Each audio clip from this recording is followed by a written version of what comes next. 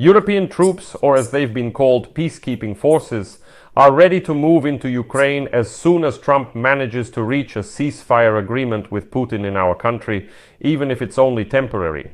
Such a statement was made today by the Prime Minister of the United Kingdom, Keir Starmer, who chaired the meeting of the Coalition of the Willing, which took place immediately after Trump's talks with Zelensky and European leaders. It's important to note here that Europe, unlike the United States, is actually ready to increase military support for Ukraine.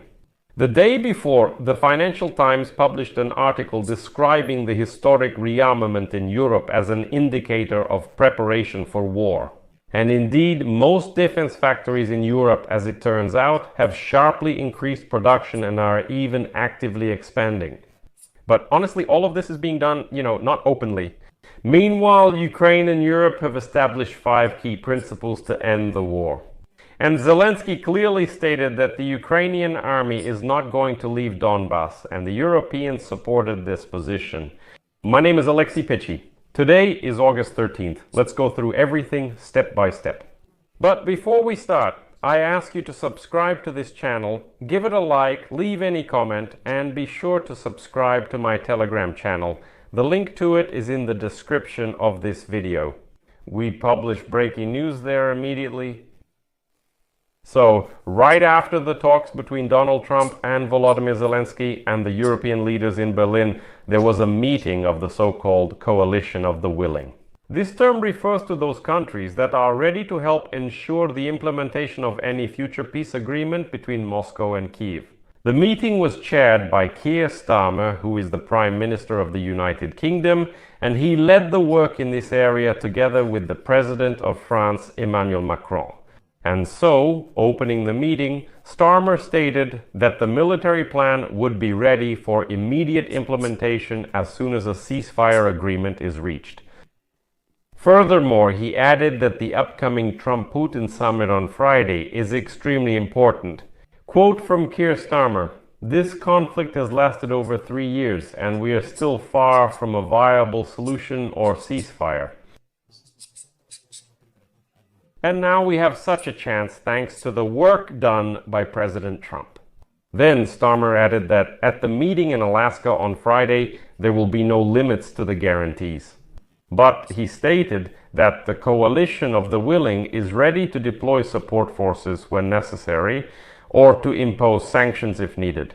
The main message from Keir Starmer was that, despite all the information noise, certain support or deterrence forces, in other words, European military forces, are ready to be deployed on the territory of Ukraine as soon as some kind of peace agreement is reached, or at least a ceasefire. And it's important to note here that according to insider data, the main topic of today's meeting of the Coalition of the Willing was precisely that European countries should agree on the actual deployment of a military contingent to Ukraine.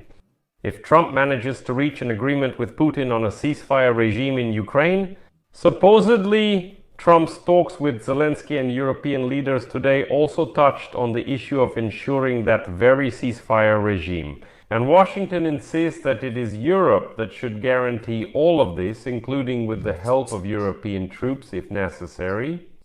And here, the leaders of the European Union, have already publicly responded to today's talks with Volodymyr Zelensky and Donald Trump ahead of the United States-Russia leaders summit on Friday. Well, for example, Finland's President Alexander Stubb, a close friend of Trump, said the coming days and weeks could be crucial for Ukraine's peace process. Karolina Rotsky, the Polish president's advisor on foreign policy, stated that Ukraine must be involved in any final decision about the war in Ukraine. The president of the European Commission, Ursula von der Leyen, stated that this is a very good decision. Quote, "Today, Europe, the United States, and NATO have strengthened their common position on Ukraine. We'll keep working together closely. No one wants peace more than we do, a just and lasting peace." And I gave you all these quotes so you understand that publicly such elaborate statements will be made now. Like, our position is united. We are for peace, nothing about Ukraine without Ukraine. But something else is happening behind the scenes. For example, Today, Zelensky said that Donald Trump supports reliable security guarantees for Ukraine, and he is ready to participate in providing these guarantees. Quote, truly reliable security guarantees are needed. Today, President Trump spoke about supporting this and America's readiness to participate. And what happens next? The Chancellor of Germany, Friedrich Merz, commenting on the issue of security guarantees, noted that Ukraine should have a strong army. But according to him, the details are yet to come. The issue of guarantees was not discussed during today's video conference with Trump, although sources in the European Union say that such guarantees are still being discussed. After that, it will be discussed at the Coalition of the Willings meeting. Trump supposedly said, listen, this is primarily a matter for Europe, so you should discuss it separately and then just tell me your decision. However, the German Chancellor said Europe presented its position before Trump and Putin's negotiations. And if necessary, European troops. And fifth, broad negotiations should become part of a common transatlantic strategy based on supporting Ukraine and putting pressure on Russia. Next, Friedrich Merz added that if there is no movement from the Russian side during the negotiations in Alaska on Friday, then the United States and Europeans will have to increase pressure on Moscow.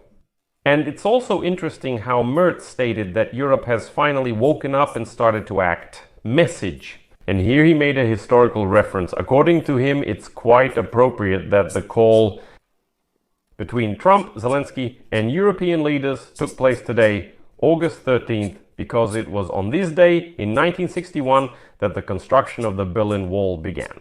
Quote, now, 64 years later, we know that it was a symbol of European-German division, separation, and we were able to overcome this division. However, Russia's war against Ukraine has reopened the wounds of European division. And on this subject, the Financial Times writes today that contrary to the apparent lack of readiness, this public lack of readiness, Europe's defense factories are expanding 3 times faster than in peacetime. And, as the publication writes, we are witnessing a rearmament of Europe on a historic scale. The publication analyzed satellite images of 150 European factories from 37 defense companies. And here in the first screenshot, which you can see on your screens now, the factories that expanded their facilities after Russia's full-scale invasion of Ukraine are marked in yellow. Other images show the expansion of production facilities of individual European defense giants, Matra British Aerospace Dynamics, Alenia in Germany, Biosystems in Wales, and NAMMO in Finland. All of this indicates that the long-awaited revival, government subsidies are gradually making the European defense industry materialize. Not only in public statements, but, as they say, also in concrete and steel. It is specifically noted that a major boost to production expansion was given by the European Strategic Act for Production initiative launched in March 2024, which allocated 500 million euros to defense companies for expansion. This happened at the time of the first 6-month blockade of American military aid, when the Ukrainian army experienced the greatest artillery shortage during the entire full-scale war. During this time, Europe quickly allocates 500 million euros and defense companies rapidly expand. And now the Financial Times has recorded expansion at least 20 locations where funds were allocated as soon as possible. Including construction in general, construction in general, construction appeared. Defense from Grande Smeli. While before Russia's full-scale war against Ukraine, these companies produced 70,000 shells.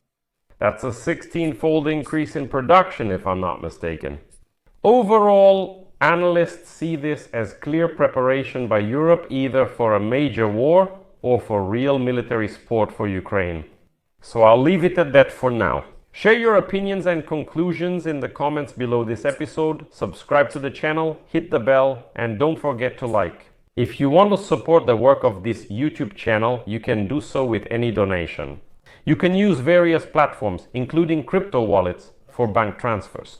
All the links and details are in the description of this video.